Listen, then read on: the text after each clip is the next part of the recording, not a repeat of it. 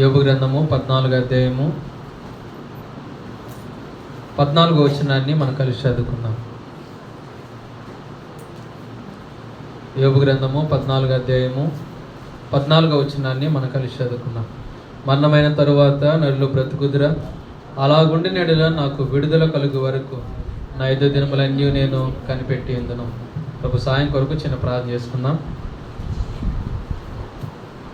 పరిశుద్ధుడ దయగల మా తండ్రి, కనికర సంపన్నుడ, దయదాక్షిణ్యపూర్ణుడ, మిమ్మల్ని స్తుతిస్తూ మీ నామాన్ని గణపరుస్తున్నా. ప్రభా, మీ యొక్క సన్నిధిలో చేరి ప్రభా మీ యొక్క ఉపకారాలన్నిటిని కూడా తలపోసుకుంటూ ప్రభా కృతజ్ఞత స్తుతితో ప్రభా నా తండ్రి సమాజంగా మిమ్మల్ని కీర్తించి కొనియాడి గణపరిచి మా యొక్క జిహ్వా ఫలాలు మీకు అర్పించే ప్రభా భాగ్యము ధన్యత ఇది నాన్న ప్రభా మీరు మాకు అనుగ్రహించారని నేను మిమ్మల్ని స్తుతిస్తున్నా. ప్రభా యొక్క వాక్యదాన సమయాన్ని దీవెనకరంగా ఉంచండి. ప్రభు యొక్క మాటల ద్వారా మా యొక్క జీవితం మీరు చేస్తూ వచ్చిన మేలన్నిటిని కూడా మరలా మేము తలపోసుకొని ప్రభా హృదయపూర్వకంగా ఆత్మతో సత్యంతో మేము ఆరాధించినట్లుగా మీరు మమ్మల్ని సిద్ధపరచండి. ప్రభా బలహీనాన్ని బలపరిచి మీ శక్తితో అభిషేకంతో నింపి మీ మాటలు నా నోటి నుంచి నా ద్వారా ఆత్మ సంబంధమైన మాటలు పలికి కేవలం మీరు మాత్రమే మహిమ పొందమని యేసుక్రీస్తు అతి పరిశుద్ధ నామంలో వేడుకను ప్రార్థిస్తూ ఉన్నాం మా తండ్రి, ఆమేన్.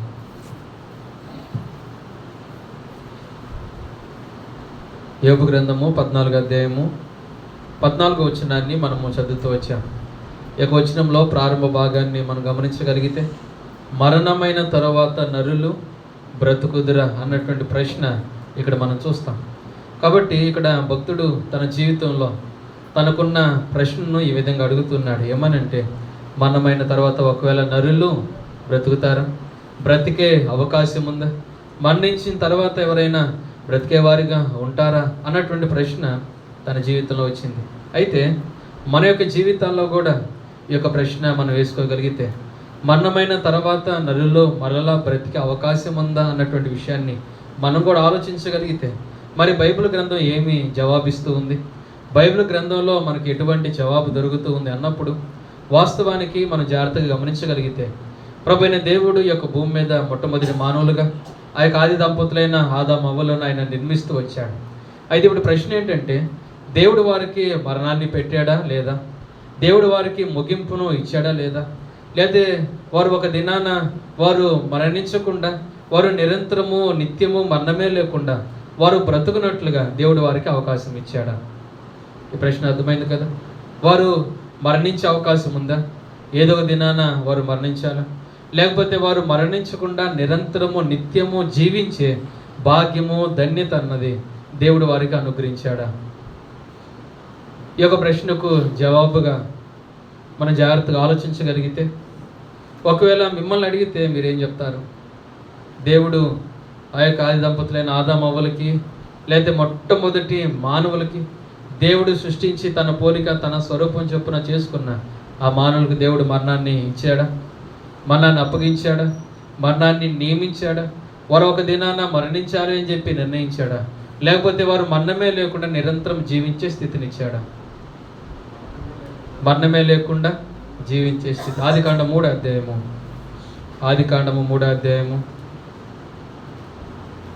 22వ వచనం 2వ భాగాన్ని మనం చూద్దాం. దయచేసి ఒకరు చదవండి. కాబట్టి అతడు ఒకవేళ తన చేయి చాచి జీవవృక్ష ఫలమును కూడా తీసుకొని తిని నిరంతరము జీవించునేమో అని. కాబట్టి ఇక్కడ ఆ యొక్క ఆదిమానులైన దంపతులు మనం గమనించగలిగితే ఆ యొక్క ఏదైనా తోటలో దేవుడు వారిని ఉంచిన వాడుగా దేవుడు వారికి అనుగ్రహించిన శ్రేష్టమైన గొప్ప అవకాశం ఏంటనంటే, ఆ యొక్క జీవవృక్ష ఫలాలను వారు భుజించినట్లయితే వారు ఏ విధంగా ఉంటారంట? నిరంతరము జీవిస్తారు. మనమే లేని స్థితి, అంతమే లేని స్థితి, చావు అనేది రాని స్థితి. కాబట్టి వారు నిరంతరం జీవించే భాగ్యము ధన్యత ప్రభువైన దేవుడు వారికి అనుగ్రహించాడు. మరి మరణం ఎందుకని వచ్చింది, మరణం ఎందుకని సంభవించింది, వారు ఎందుకని మన్నైపోతున్న పరిస్థితులు దేవుడు వారి జీవితంలో అనుమతిస్తూ వచ్చాడు? అందుకని యోహాను రాసిన మొదటి పత్రిక 3వ అధ్యాయము 4వ వచనం మనం చూస్తాం కదా. పాపం చే ప్రతి వాడిని ఏం చేస్తాడంట? ఆజ్ఞను అతిక్రమిస్తాడంట. ఆజ్ఞ అతిక్రమమే పాపము. అంటే మానవుడి యొక్క జీవితంలో ఒక వ్యక్తి ఆజ్ఞను అతిక్రమించినప్పుడు పాపం అనేది సంభవిస్తూ ఉంది. ఒక వ్యక్తి తన జీవితంలో దేవుడు ఇచ్చిన ఆ యొక్క మాటను, ఆ యొక్క ఆజ్ఞను తను తృణీకరించినట్లయితే దేవుడి మీద తిరుగుబాటు చేసినట్లయితే తద్వారా తన యొక్క జీవితంలో ఆ యొక్క పాప సంబంధమైన స్థితిని తను కొని తెచ్చుకున్నవాడుగా, అట్టి పాప సంబంధమైన వ్యక్తిగా తను ఎంతగానో తన యొక్క జీవితంలో బంధింపబడిన పరిస్థితులు మనం గమనిస్తాం. మరి ఈ పాపం ఎక్కడికి దారితీస్తూ ఉంది? రోమిలికి రాసిన పత్రిక 6వ అధ్యాయము 23వ వచనం మనం చూస్తాం కదా. పాపం వలన వచ్చే జీతము మరణము. అంటే మానవుడి యొక్క జీవితంలో మరణమే లేకుండా నిరంతరం జీవించే భాగ్యం దానితో దేవుడు అనుగ్రహించాడు. కానీ అయితే మనం అందరం మన యొక్క జీవితంలో ఆజ్ఞను అతిక్రమించిన వారిగా, తద్వారా పాపాన్ని కొని తెచ్చుకున్న వారుగా, ఆ యొక్క పాపము మూలమున మరణం అన్నది సంభవించి మానవాళ్ళని ఏలుతూ ఉంది. అందుకని రోమిలికి రాసిన పత్రిక 5వ అధ్యాయాన్ని మనం గమనిస్తే, రోమిలికి రాసిన పత్రిక 5వ అధ్యాయము 12వ వచనాన్ని మనం చూద్దాం. ఇట్లుండగా ఒక మనుషుని ద్వారా పాపం ద్వారా మరణమును లోకంలో ఎలాగో ప్రవేశించినో అలాగునని మనుషులందరూ పాపం చేసినందున మరణమును అందరికీ సంప్రాప్తమైన. కాబట్టి ఈ లోకంలో ఉన్న ప్రతి మానవుడు తన యొక్క జీవితంలో ఆ యొక్క పాపం అన్నది కొనసాగుతూ ఉంది ప్రతి వ్యక్తిలో. అదేవిధంగా మరణము కూడా ప్రతి వ్యక్తిని, ప్రతి ఒక్క జీవితాన్ని అది ఒక దినాన ముగించగలుగునట్లుగా ఆ యొక్క మరణం అనేది బంధించిన పరిస్థితులు మనం ఇక్కడ గమనిస్తాం. కాబట్టి ఒక మాటలు బట్టి మనకు అర్థమవుతున్న విషయం ఏంటంటే, మనందరి జీవితాల్లో కూడా ఇట్టి ఆజ్ఞాతి క్రమంతో కూడుకున్న ఆ యొక్క పాపానికి సంబంధించిన మరణం అన్నది మనందరిని కూడా ఏలుతూ వచ్చింది.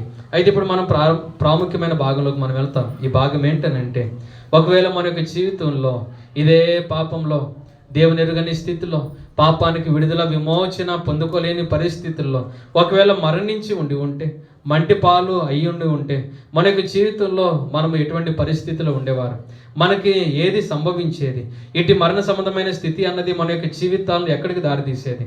కానీ దేవుడు ఏం చేస్తూ వచ్చాడు? ప్రభువైన యేసుక్రీస్తు వారు మన యొక్క జీవితంలో మనకు ఏ విధంగా సహాయం చేస్తూ వచ్చాడు?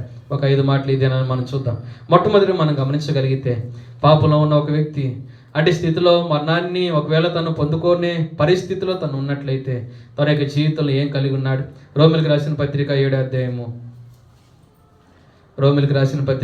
అధ్యాయము మొదటిగా మనం చూస్తే 24వ వచనాన్ని మనం చూద్దాం.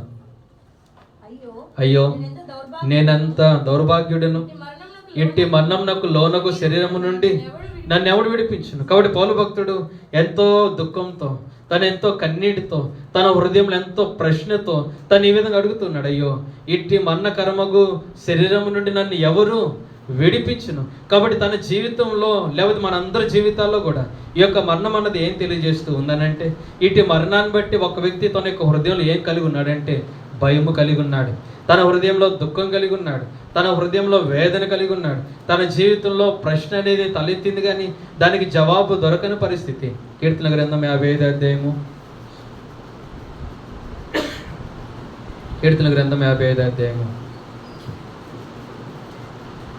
4వ వచనాన్ని మనం చూద్దాం.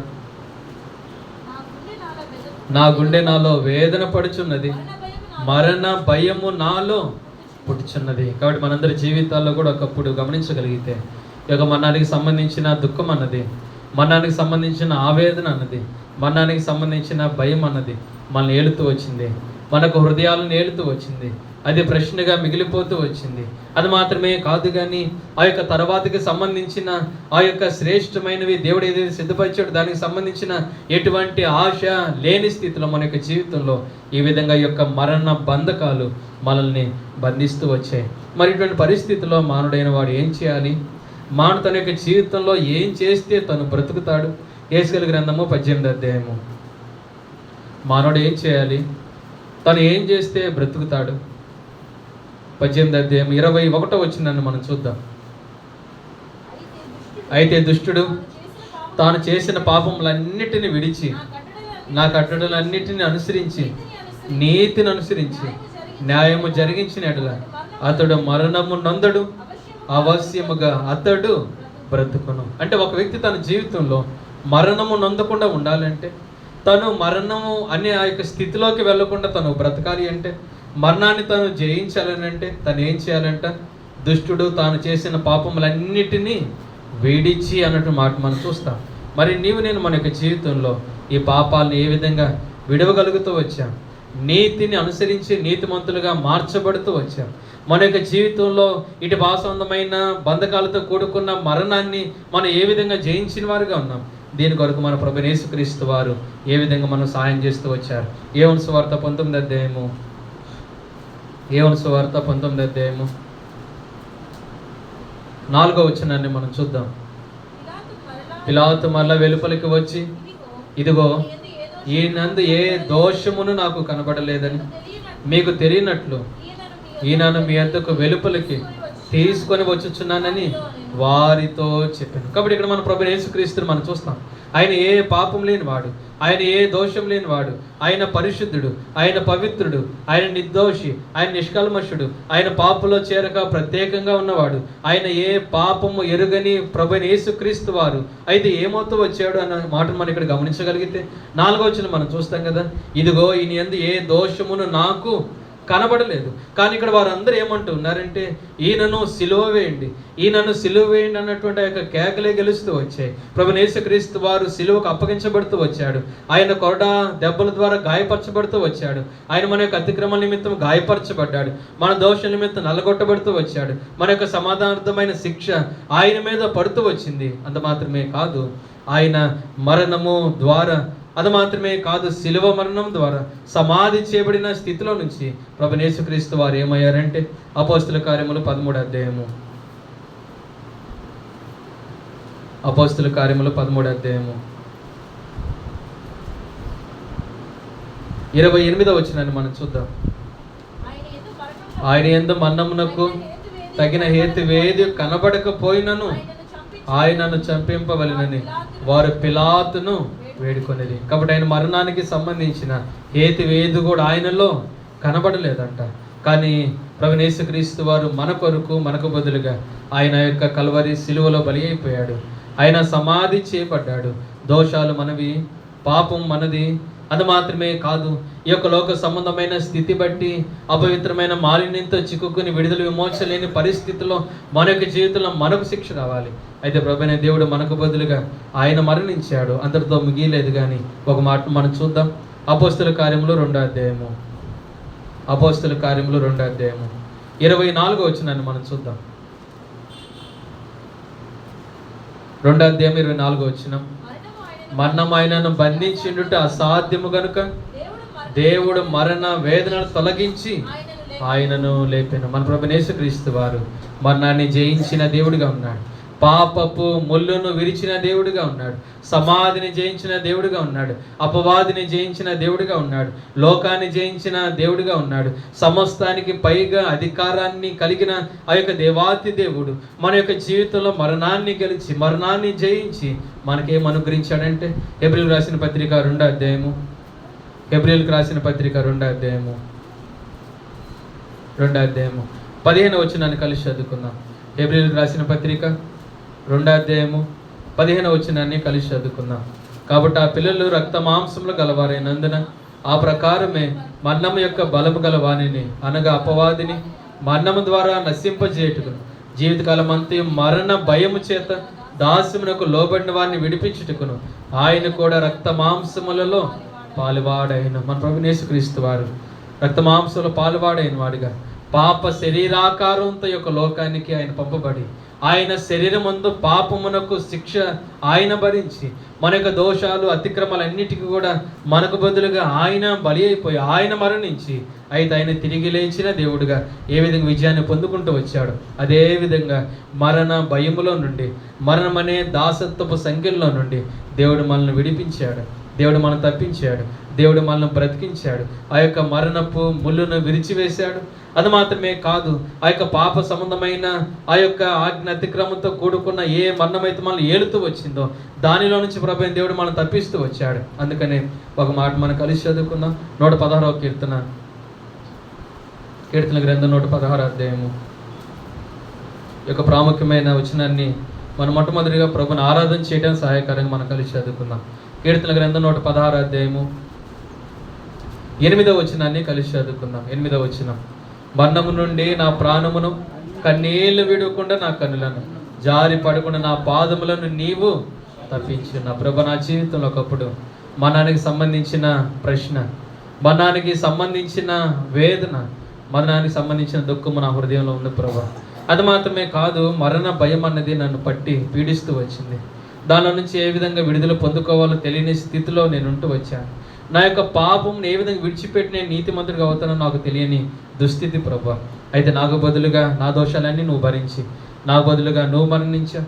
నువ్వు సమాధిని గెలిచి తిరిగి లేచి మరణ భయములో నుంచి నన్ను విడిపించావు. తద్వారా నా యొక్క జీవితంలో ఈ దినాన మరణము నుండి నా ప్రాణాన్ని, కన్నీళ్ళు విడవకుండా నా కన్నులను జారిపడకుండా నా పాదలను తప్పించిన దేవుడు నేను నిన్ను ఆరాధిస్తూ ఉన్నానని చెప్దాం మొట్టమొదటిగా.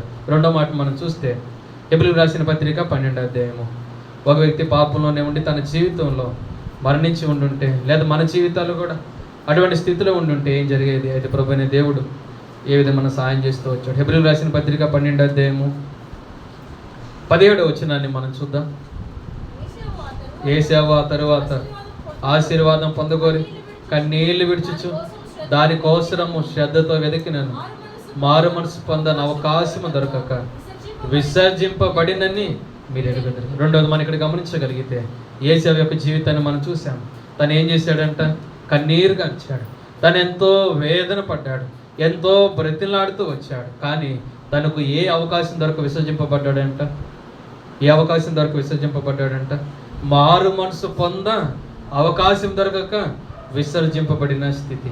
కానీ మన యొక్క జీవితాలు మనం గమనించగలిగితే ప్రభువైన దేవుడు మన యొక్క జీవితంలో ఆయన మనల్ని విసర్జించలేదు కానీ, ఆయన మనం త్రోసివేయలేదు కానీ, ఆయన మనల్ని నెట్టివేయలేదు కానీ, ఆయనకు విరోధంగా ఉన్నప్పటికీ, ఆయన మీద తిరుగుబాటు చేసినప్పటికీ, మనలో ఏ మంచి లేనప్పటికీ సైతము దేవుడు మనకు అవకాశము, సమయం ఇవ్వకుండా మన ఆయన త్రోసివేయని దేవుడుగా ఉన్నాడు. వాస్తవానికి మన యొక్క జీవితాన్ని మనం గమనిస్తే యాకోబు పత్రిక 4:14 వచ్చిన మనం చూస్తాం కదా, మీరు కొంతసేపు కనబడి అంతలో మాయమైపోవు ఆవిరి వంటి వారు. అంటే మన యొక్క జీవితంలో ఎప్పుడు ఏ విధంగా యొక్క లోకాన్ని విడిచిపెట్టి మరణించి అవకాశాన్ని కోల్పోయి మారు మనసు పొందకలేని స్థితిలో మన యొక్క జీవితంలో మన యొక్క ముగింపు అన్నది ఉంటుందో మనకు తెలియదు. కానీ ప్రభువైన యేసుక్రీస్తు వారు అటువంటి పరిస్థితుల్లో మనల్ని విడిచిపెట్టలేదు. ఆయన ఏ సేవలు మనం విసర్జించలేదు. ప్రభువైన దేవుడు మనకు అవకాశాన్ని ఇచ్చాడన్న విషయాన్ని మనం ఖచ్చితంగా జ్ఞాపకం పెట్టుకోవాలి. అదెంతో గొప్ప భాగ్యము, అదెంతో గొప్ప ధన్యత. కొరింథీయులకు రాసిన మొదటి పత్రిక 15వ అధ్యాయము. కొరింథీయులకు రాసిన మొదటి పత్రిక 15వ అధ్యాయము 8వ వచనాన్ని మనం చూద్దాం. 15వ అధ్యాయం 8వ వచనం. అందరికీ కడపట అకాలమందు పుట్టినట్టున్న నాకును కనబడిన. కాబట్టి పౌలు అంటున్నాడు, నేను ఏ సమయంలో పుట్టకూడదు, ఏ కాలంలో పుట్టకూడదు, అటువంటి ఆ కాలంలో నేను పుట్టాను. వాస్తవానికి నేను కరుణింపబడటానికి, దేవుని యొక్క దర్శనాన్ని పొందుకోవటానికి, నా జీవితం మార్చబడటానికి, ఆయన నన్ను కరుణించటానికి, నా జీవితం ఆయన అవకాశం, సమయం ఇవ్వటానికి నాలో ఏమి కూడా లేదు. ఎక్కడ ఆ కాలం మందు పుట్టాను. కానీ అయినప్పటికీ కూడా ఆయన నాకేమయ్యాడు? కనపడ్డాడు. ఆయన నన్ను దర్శించాడు, ఆయన జీవితాన్ని మార్చాడు. ఆయన వెలుగు వలె ఆ యొక్క దమస్కులో నా యొక్క బ్రతుకును ఆయన నూతనంగా మారుస్తూ వచ్చాడు. అందుకని మన యొక్క జీవితాల్లో రెండవదిగా మన యొక్క ఆరాధన దేని కొరకనంటే, ఈ యొక్క లోకాన్ని మనం గమనించగలిగితే ఎంతోమంది పాపంలో, శాపంలో, అపవిత్రతలో, మాలిన్యంలో, భయంకరమైన పరిస్థితులు వారు చిక్కుకొని అదే పరిస్థితుల్లో మారు మనసు పొందే అవకాశం వారు దొరకక ఈ లోకాన్ని వదిలిపెట్టారు కదా. వారు మరణ పాలైపోయారు కదా. వారు ఇప్పుడు సమాధిలో ఉన్నారు కదా. కానీ ప్రభువైన దేవుడు మన సజీవులుగా ఉంచడం మాత్రమే కాదు, దేవుడు మనకి అవకాశాన్ని అనుగ్రహించి మన యొక్క జీవితంలో మారు మనసు పొందుకునే కృపను ఆయన దయచేసి ఈ దినాన్ని మన యొక్క జీవితంలో ఆయన సన్నిధిలో మనల్ని ఆయన ఉంచుతూ వచ్చాడు అన్నప్పుడు ఆయన మనల్ని విసర్జించని కారణాన్ని బట్టి ఆయన మనం ఆరాధించవలసిన అవసరత ఉంది. యూదా పత్రిక 23వ వచనంలో ఒక మాట మనం చూస్తాం. అగ్నిలో నుండి లాగినట్లు కొందరిని రక్షించుడి అన్నట్టు మాట మనం చూస్తాం. మన యొక్క జీవితాల్లో కూడా అగ్నిలో ఇంకా పడిపోయి నశించిపోతామా అన్నటువంటి స్థితిలో నుంచి దేవుడు మనం బ్రతికించాడు. దేవుడు మనల్ని బయటికి లాగివేశాడు. రెప్పపాటులో మన యొక్క జీవితంలో దేవుడు గొప్ప మారు మనసును, పాపక్షమాపణ ఆయన అనుగ్రహించి తన బిడ్డలుగా, తన కుమారులుగా, తన కుమార్తెలుగా మార్చుకుని దేవుడు మనకు అనుగ్రహించిన అవకాశాన్ని బట్టి, సమయాన్ని బట్టి రెండవదిగా ప్రభుని మనం ఆరాధన చేస్తాం. మూడవదిగా తెస్సలోనికీయులకు రాసిన మొదటి పత్రిక 4వ అధ్యాయము. తెస్సలోనికీయులకు రాసిన మొదటి పత్రిక 4వ అధ్యాయము 13వ వచనాన్ని మనం చూద్దాం. సహోదరులారా, నిరీక్షణ లేని ఇతరుల వలె మీరు దుఃఖపడకుండా నిమిత్తము నిద్రించుచున్న వారిని గూర్చి మీకు తెలియకుండుట మాకు ఇష్టం లేదు. ఇక్కడ నిద్రిస్తున్న వారు మరణ సంబంధమైన స్థితిలో ఉన్నవారు ఉంటే వారికి సంబంధించిన మాటలు ఏంటి అన్న విషయం మనం ఇక్కడ గమనించగలిగితే, నిరీక్షణ లేని ఇతరుల వల్లే మీరు దుఃఖపడకుండా నిమిత్తము.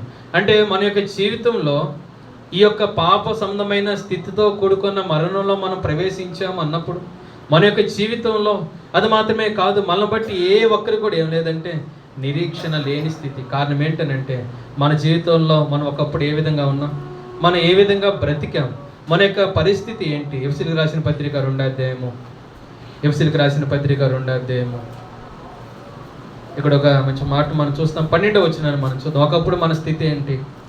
అయితే ప్రభువైన దేవుడు ఏం చేస్తూ వచ్చాడంటే, ఆ కాలమందు ఇశ్రాయేలుతో సహపౌరులు కాక పరదేశులను, వాగ్దాన నిబంధనలు లేని పరజనులను, నిరీక్షణ లేని వారును, లోకమందు దేవుడు లేని వారినై ఉండి క్రీస్తుకు దూరస్తులై ఉంటారని మీరు జ్ఞాపకం చేసుకోండి. దేవుడు లేని స్థితి, నిరీక్షణ లేని స్థితి, దేవునికి దూరంగా ఉన్న స్థితి, ఎటువంటి ఆధారము లేని స్థితి, దేవునిని ఎరుగని స్థితి, మన యొక్క జీవితంలో ఆ యొక్క తర్వాతకి సంబంధించిన ఆ యొక్క గమ్యానికి సంబంధించిన ఏ ఆచూకీ కూడా మనకు దొరకని స్థితి. అంటే మన యొక్క జీవితంలో ఎటువంటి నిరీక్షణ లేని బ్రతుకుతో మనం బ్రతుకుతూ వచ్చాం. అయితే ప్రభువైన దేవుడు మూడవదిగా మన జీవితంలో ఏమిచ్చాడు, క్రైస్తవులకి ఆయన ఏమిచ్చాడు, విశ్వాసులకి దేవుడు ఏం అనుగ్రహిస్తూ వచ్చాడు. కీర్తన గ్రంథం 62వ అధ్యాయము ఈ వచనాన్ని మనం కలిసి చదువుకుందాం. కీర్తన గ్రంథం 62వ అధ్యాయము 5వ వచనాన్ని కలిసి చదువుకుందాం. 62వ కీర్తన 5వ వచనాన్ని మనం కలిసి చదువుకుందాం. నా ప్రాణమా దేవుని నమ్ముకుని మౌనంగా ఉండము, ఆయన వల్లనే నాకు నిరీక్షణ కలుగుచున్నది. కాబట్టి భయపడవలసిన అవసరం లేదు నా ప్రాణమా, నువ్వు దిగులు పడవలసిన అవసరం లేదు. నీ జీవితంలో ఆ యొక్క గమ్యానికి సంబంధించిన తర్వాత ఆ యొక్క జీవితానికి సంబంధించిన ఆందోళన నీకు అవసరం లేదు. నువ్వు దేవుణ్ణి నమ్ముకున్నావు కాబట్టి నువ్వు ఏ విధంగా ఉండాలి, మౌనంగా ఉండు. కారణం ఏంటంటే ఆయన వల్ల నాకేం కలుగుతుంది, నిరీక్షణ. తీతు పత్రిక 2:12 మనం చూస్తాం కదా, శుభప్రదమైన నిరీక్షణ. అందుకని మూడోది మన యొక్క జీవితంలో ఆయన ఎందుకని ఆరాధించాలంటే, ప్రభు నా జీవితంలో ఒకప్పుడు నీవెవరో నాకు తెలియదయ్యా, నేను నీకు దూరస్తుని, దేవుని ఎరుగని వాడిగా నా యొక్క జీవితంలో ఈ యొక్క లోకల్ నేను బ్రతుకుతూ వచ్చాను. అయితే మిమ్మల్ని ఎరిగి మీ ద్వారా రక్షణ భాగ్యాన్ని నేను పొందుకున్నవాడిగా, నూతన సృష్టిగా నేను చేయబడిన వాడిగా, నా యొక్క జీవితంలో ఆశ, ఒక ఆధారము, ఒక నిరీక్షణ కలిగి బ్రతికే ధన్యత నాకు ఇచ్చావు ప్రభు అని చెప్పి మనం మూడోదే ప్రభుని ఆరాధించేద్దాం. 4వ మాట మనం గమనించగలిగితే, ప్రకటన గ్రంథము 20వ అధ్యాయము, పాపంలోనే మరణించి ఉండుంటే, లోకాన్ని విడిచిపెట్టి ఉండుంటే మన స్థితి ఏ విధంగా ఉండేది. అయితే ప్రభువైన దేవుడు దేని నుంచి మనం తప్పిస్తూ వచ్చాడు. ప్రకటన గ్రంథం 20వ అధ్యాయము 13వ వచనాన్ని మనం చూద్దాం. సముద్రము తనలో ఉన్న మృతులను అప్పగించెను, మరణమును పాతాళ లోకమును వాటి వశమునున్న మృతులను అప్పగించెను, వాళ్ళ ప్రతి వాడు తన క్రియల చొప్పున తీర్పు పొంది. ఎవరైతే మరణించారో, ఎవరైతే మృతుల లోకంలో ఉన్నారో వారందరూ కూడా ఇప్పుడు ఎక్కడ నిలబడ్డారంట, వారందరికి ఇప్పుడు ఏముందంటే తమ క్రియలను బట్టి తీర్పు ఉంది. వారందరూ కూడా తమ యొక్క జీవిత కాలంలో వారు చేస్తూ వచ్చిన అతిక్రమల కొరకు, దోషముల కొరకు, అపవిత్రత కొరకు, మాలిన్యం కొరకు వారు ఏ విధంగా చెడిపోయిన స్థితిలో బ్రతుకుతూ వచ్చారో దాని అంతటికి సంబంధించి ఒక దినాన ప్రభు ఎదుట నిలబడాలి, ఆ యొక్క తీర్పులో నిలబడాలి. అక్కడ తలదించుకున్న వారుగా తమ యొక్క జీవితంలో మారు మాట్లాడలేని స్థితిలో వారు అక్కడ నిలబడాలి. కానీ మన జీవితంలో ఆయన ఏం అనుగ్రహించాడు? ఒకవేళ పాపులను మనం మన్నించి ఉంటే మన స్థితి అదే ఉండొచ్చేమో. అయితే దేవుడు ఆ స్థితిని ఇవ్వలేదు. కానీ యోహాను సువార్త 5వ అధ్యాయము, ఇక్కడ ఒక మంచి మాట మనం కలిసి చదువుకుందాం. యోహాను సువార్త 5వ అధ్యాయము 24వ వచనాన్ని కలిసి చదువుకుందాం. యోహాను సువార్త 5వ అధ్యాయము 24వ వచనాన్ని మనం కలిసి చదువుకుందాం. నా మాట విని నన్ను పంపిన వాని విశ్వాసం ఉంచువాడు నిత్య జీవం గలవాడు, వాడు తీర్పులోనికి రాక మరణంలో నుండి జీవంలోనికి దాటిన్నాడని మీతో నిశ్చయముగా చెప్పుచున్నాను. కాబట్టి ప్రభువైన దేవుడు మనల్ని దేనిలో నుంచి దేంట్లోకి దాటి వేశాడంట, మరణంలో నుండి జీవంలోనికి. అయితే దేని నుంచి తప్పించాడంట, తీర్పు నుంచి తప్పించాడు. కాబట్టి మన యొక్క జీవితంలో 4వదిగా మన ఆరాధన ఎందు నిమిత్తం అంటే, ప్రభువా ఒకవేళ నేను పాపంలో ఉండి మరణించి ఉండుంటే నేను తీర్పులని ఎదుట ప్రభా నిలబడవలసిన దుస్థితి నా జీవితంలో ఉండేది. ఆ దినాన ప్రభా నా తండ్రి నేను ఏమీ ప్రభా మాట్లాడుకోలేని స్థితి. ప్రభా నన్ను ప్రేమించి నా జీవితాన్ని ప్రభా ఈ యొక్క భూమి మీద గడపాలని నువ్వు నిర్ణయించి అనేకమైన సంకల్పాలు, ఉద్దేశాలు ఆయన కలిగి ఉండి అద్భుతమైన ప్రణాళికత యొక్క భూమి మీద నన్ను పెట్టే ప్రభా. అయితే ఆ యొక్క జీవితాన్ని నీ యొక్క నామ మహిమార్థమై నేను బ్రతకలేకపోతూ వచ్చాను, నువ్వు అనుకున్న రీతిలో నేను జీవించలేకపోతూ వచ్చాను, నువ్వు కోరుకున్న విధానంలో నేను నా యొక్క జీవితాన్ని ముగించలేకపోతూ వచ్చాను అన్నట్లుగా ఆ దినాన మనం ఒకవేళ తలదించుకున్న వారుగా ఆయన ఎదుట నిలబడేవారమేమో. కానీ అయితే ప్రభువైన దేవుడు మన యొక్క జీవితంలో మరణంలో నుండి ఆయన జీవంలోనికి దాటించి తీర్పును తప్పించి ప్రభువైన యేసుక్రీస్తు వారు తీర్పును మన యొక్క జీవితంలో పూర్తిగా కొట్టివేస్తూ వచ్చిన కారణాన్ని బట్టి 4వదిగా ప్రభుని మనం ఆరాధన చేద్దాం. చివరిగా 5వదిగా మనం చూస్తే లూకా సువార్త 16వ అధ్యాయము.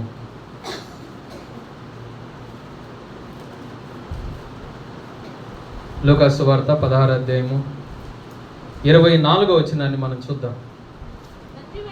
తండ్రి అయిన అబ్రహామా, నా యందు కనికరపడి తన వ్రేలి కొనను నీళ్ళల్లో ముంచి నా నాలుకను చల్లార్చుటకు లాజరును పంపుము, నేను అగ్ని జ్వాలలో యాతన పడుచున్నానని కేకలు వేసి చెప్పాను. కాబట్టి ఈ యొక్క ధనవంతుని మనం గమనించగలిగితే ధనవంతుడి గురించి ఇక్కడ రాయబడిన ఒక ప్రాముఖ్యమైన మాట ఏంటంటే 25వ వచనంలో, కుమారుడా, నీవు నీ జీవితకాలం ముందు నీకు ఇష్టమైనట్టు సుఖం అనుభవించితివి. మన యొక్క జీవితంలో కూడా ఎంతగానో ఇష్టానుసారంగా దేవునికి విరోధంగా దూరంగా మన సొంత మార్గాలను ఎన్నుకొని ఏర్పాటు చేసుకుని వాటిలో మనం ప్రయాణం చేసి పరిగెత్తిన వారమే కదా. అయితే ప్రభువైన దేవుడు మన యొక్క జీవితంలో ఆయన దేని నుంచి తప్పించాడంటే ఆ యొక్క నిత్య నరకాగ్ని గుండం నుంచి, ఆ యొక్క అగ్ని జ్వాలల్లో నుంచి, ఆ యొక్క కేకలు ఆర్తధ్వని ఆక్రందన చేసి ఆ యొక్క స్థితిలో నుంచి ప్రభువైన దేవుడు మనలను తప్పించిన దేవుడిగా ఉంటూ వచ్చాడు. రోమీయులకు రాసిన పత్రిక 6:23లో మనం చూస్తాం కదా. ప్రారంభంలోనే మనం చదువుకున్నాం, పాపం వలన వచ్చే జీతము మనమైతే దేవుని కృపవనము మన ప్రభువైన క్రీస్తు యేసునందు నిత్య జీవం. అంటే ఆ యొక్క నిత్య నరకాగ్ని గుండాన్ని తప్పించిన దేవుడు ఆ యొక్క నిత్య జీవాన్ని మనకు అనుగ్రహించాడు. ఆ యొక్క మరణపు వేదన తప్పించిన దేవుడు సంతోష ధ్వనినిచ్చాడు. ఆ యొక్క కేకలు ఆర్త ధ్వనిని తప్పించిన దేవుడు స్తుతి కీర్తనలతో మనం ఆయన్ని నిరంతరము కీర్తించి కొనియాడి ఘనపరిచే ధన్యతను ఆయన మనకు అనుగ్రహిస్తూ వచ్చాడు. రోమీయులకు రాసిన పత్రిక 8వ అధ్యాయము 2వ వచనాన్ని మనం చూస్తే,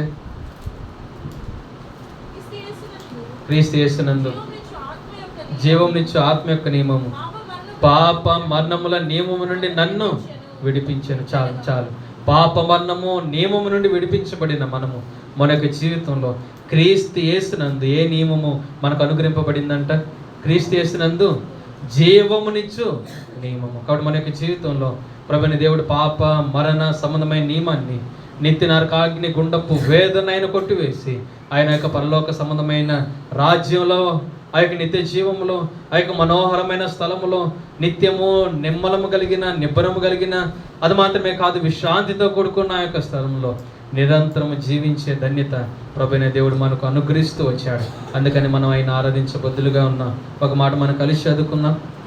ప్రారంభంలో మనం వేసుకున్న ప్రశ్నకు జవాబు మనం ఇక్కడ చూస్తాం. ప్రకటన గ్రంథం 2వ అధ్యాయము. ప్రారంభంలో మనం ఏ ప్రశ్న అయితే మన యొక్క జీవితంలో మనం వేసుకుంటూ వచ్చామో ఆ యొక్క ప్రశ్నకు జవాబు ఇక్కడ మనం చూస్తాం. ప్రకటన గ్రంథం 2వ అధ్యాయము 7వ వచనాన్ని కలిసి చదువుకుందాం. 7వ వచనాన్ని మనం కలిసి చదువుకుందాం. చెవిగలవాడు ఆత్మ సంగములతో చెప్పుచున్న మాట వినుగాక, జయించువానికి దేవుని పరదేశంలో ఉన్న జీవవృక్ష ఫలములు భుజింపనెత్తును. మరణంలో నుంచి మన యొక్క జీవితంలో నిత్య నరకాగ్ని గుండాన్ని తప్పించుకుని ఆ యొక్క జీవంలోకి ప్రవేశించింది కదా. మరి జయించిన మన యొక్క జీవితంలో ప్రభువైన దేవుడు మనకి ఏమిస్తున్నాడంట? జీవవృక్ష ఫలాలు. జీవవృక్ష ఫలాలు భుజిస్తే ఏం జరుగుతుందంట? ప్రారంభం మనం చూసాం కదా, వారు మరణించకుండా నిరంతరము జీవించే స్థితి. ప్రభువైన దేవుడు ఎంత గొప్పవాడు. మన జీవితంలో దేనికైతే పాత్రులమో దాని నుంచి తప్పించాడు. దేనికైతే మనం విధింపబడ్డామో ఆ విధిని కొట్టివేశాడు. దేనికైతే మనం నిర్ణయింపబడ్డామో ఆ యొక్క నిర్ణయాన్ని పూర్తిగా ఆయన మార్చివేశాడు. ఆయన నిత్య జీవానికి వారసులుగా చేసి నిత్య నరకాగ్ని గుండాన్ని తప్పించి ఈ యొక్క జీవవృక్ష ఫలాలు ఉన్నాయి కదా, నీకోసం నేను సిద్ధపరిచాను, వీటిని భుజించని చెప్పాడు. నీకు ఇంకా మరణమే ఉండదు, నిరంతరం జీవించని దేవుడు మనతో మాట్లాడి ఆ ధన్యతనిచ్చాడు. మనం ఆయన ఆరాధించుకుని ఉండగలమా? కాబట్టి మనం చదువుకున్న ఆ ప్రాముఖ్యమైన వచనాన్ని మళ్ళీ మనం కలిసి చదువుకుందాం. యోబు గ్రంథము 14వ అధ్యాయము. యోబు గ్రంథం 14వ అధ్యాయము 14వ వచనం ప్రారంభ భాగాన్ని మనం కలిసి చదువుకుందాం. యోబు గ్రంథము 14వ అధ్యాయము 14వ వచనం ప్రారంభ భాగం. మరణమైన తరువాత నరులు బ్రతుకుదురా. ఇప్పుడు ఒకే ఒక వచనంలో దీనికి జవాబు మనం చూసుకుని ఆరాధన ప్రవేశిద్దాం. యోహాను సువార్త 11వ అధ్యాయము. దీన్ని కూడా మనం కలిసి చదువుకుందాం. యోహాను సువార్త 11వ అధ్యాయము. ఈ యొక్క వచ్చిన భాగంలో మనకి స్పష్టమైన ఖచ్చితమైన ప్రభువైన యేసుక్రీస్తు వారు స్వయంగా చెప్పిన జవాబును మనం చూసి ఆరాధన ప్రవేశిద్దాం. 25, 26 వచనాలు కలిసి చదువుకుందాం. యోహాను సువార్త 11వ అధ్యాయము 25, 26 వచనాలు. అందుకు యేసు, పునరుద్ధానమును జీవమును నేనే, నా యందు విశ్వాసం ఉంచేవాడు చనిపోయినను బ్రతుకును, బ్రతికి నా యందు విశ్వాసం ఉంచి ప్రతి వాడును ఎన్నటికీ చనిపోడు. కాబట్టి ఎవరైతే విశ్వాసం ఉంచిన వారుగా ఉన్నారో వారు ఎన్నటికీ చనిపోరు. ఒకవేళ చనిపోయిన ఆయన యందు విశ్వాసం ఉంచారు కాబట్టి వారు ఏమవుతారంట? బ్రతుకుతారంట. కాబట్టి నరులు మరలా బ్రతుకుదురా? మరణమైన తర్వాత నరులు బ్రతుకుదురా? అవును, బ్రతుకుతారు. మనకి జీవితంలో బ్రతికే స్థితిని దేవుడు మనకు అనుగ్రహించాడు.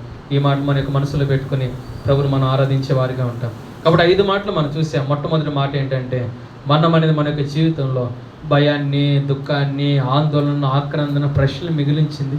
అయితే దేవుడు అనుగ్రహించిన పాప క్షమాపణ, మారు మనసు అన్నది మన యొక్క జీవితంలో మరణము నుండి మన ప్రాణాన్ని, కన్నీళ్ళు విడకుండా మన కన్నులను, జారి పడకుండా మన పాదాలని తప్పించింది.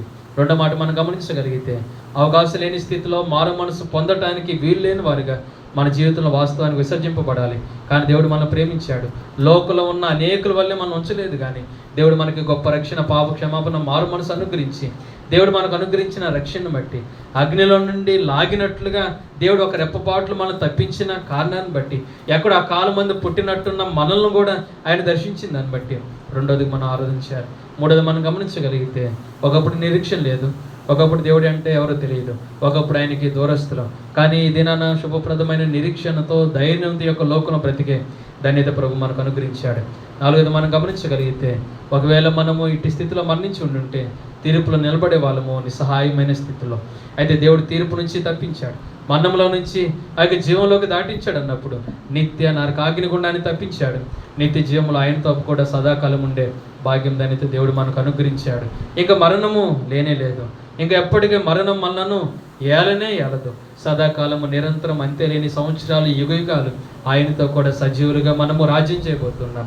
అది నిమిత్తం ప్రభుని మనము ఆరాధించే వారిగా ఉంటాం. మనం అందరం కూడా లేచి నిలబడదాం. ఈ సమయంలో ఒక 2 చరణాలు పాడుకుందాం. తర్వాత మనం ఆరాధనలో ప్రవేశిస్తాం. ఈ సమయంలో మనం లేచి నిలబడి 2 చరణాల ద్వారా ప్రభుని మనం ఆరాధించే వారిగా ఉంటాం. పాట సంఖ్య 114.